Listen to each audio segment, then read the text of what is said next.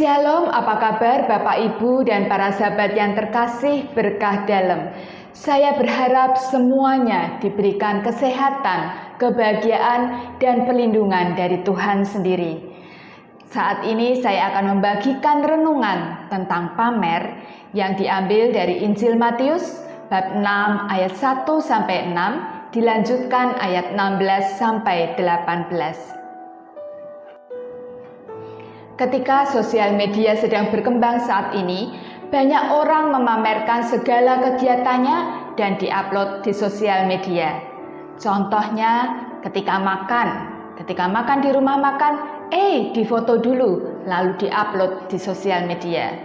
Ketika jalan-jalan ke suatu tempat yang terkenal ataupun tempat yang indah, di tempat wisata, foto-foto dulu, lalu diupload di sosial media.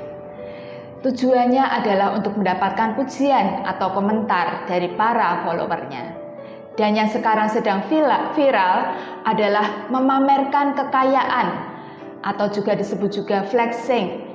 Bahkan ada juga yang memamerkan kekayaan dengan cara bohong-bohongan. Kelihatan kaya, punya mobil, punya rumah yang bagus, bisa beli apa saja, tas yang mahal, supaya mendapatkan pujian, mendapatkan komentar, mendapatkan kepercayaan dari para follower-followernya. Padahal mungkin saja bukan punyanya sendiri. Ternyata budaya pamer itu bukan hanya saja di zaman now. Ternyata di zaman Yesus pun 2000 tahun yang lalu budaya pamer sudah ada. Contohnya di dalam memberi sedekah ditunjuk-tunjukkan kalau memberikan lebih banyak dari orang lain. Kemudian di saat berdoa, seperti contohnya orang Farisi yang berdoa di depan supaya kelihatan. Kemudian juga di saat berpuasa, mereka menunjukkan raut muka yang sedih, kemudian memberikan abu di atas kepalanya supaya kelihatan sedang berpuasa. Yesus mengajak kita untuk mengubah budaya pamer, apalagi pamer kerohanian untuk menunjukkan kesalehan, padahal hatinya jauh dari Tuhan. Yesus mengajak untuk mengubah segala hal yang negatif itu menjadi hal yang positif, untuk tampil bersih, rendah hati, tidak munafik, memperhatikan sesama dengan karya amal kasih. Yang lebih diperhatikan bukan yang kelihatan di luar ataupun kulitnya saja, tetapi adalah disposisi batin yang lebih penting. Sebentar lagi kita akan memasuki masa puasa atau masa prapaskah. Kita dapat melakukan beberapa hal sesuai dengan disposisi batin untuk berdamai dengan Allah dengan cara yang pertama, rendah hati. Jika kita terlibat dalam pelayanan, kita melayani dengan tulus dan rendah hati, tidak mencari pujian ataupun penghargaan.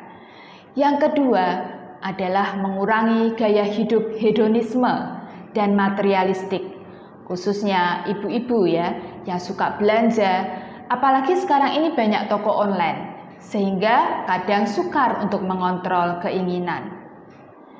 Yang ketiga adalah bersama Tuhan, memberikan waktu yang lebih untuk Tuhan, memberikan waktu lebih banyak untuk Tuhan dengan kegiatan-kegiatan gereja, dengan APP, doa lingkungan, ataupun kegiatan-kegiatan lain yang sekarang juga banyak ditawarkan secara online.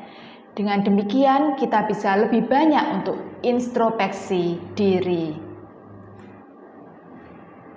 Di dalam Katolisitas juga tertulis, seseorang yang bertumbuh secara spiritual akan mengalihkan perhatiannya dari hal-hal yang sifatnya fisik kepada hal-hal yang sifatnya rohani. Apa yang ada di dalam hati kita? Maka marilah kita mengisi kegiatan prapaskah, masa prapaskah ini dengan kembali kepada Tuhan dan lebih memperhatikan disposisi batin daripada apa yang kita tampilkan secara fisik. Terima kasih, berkah dalam.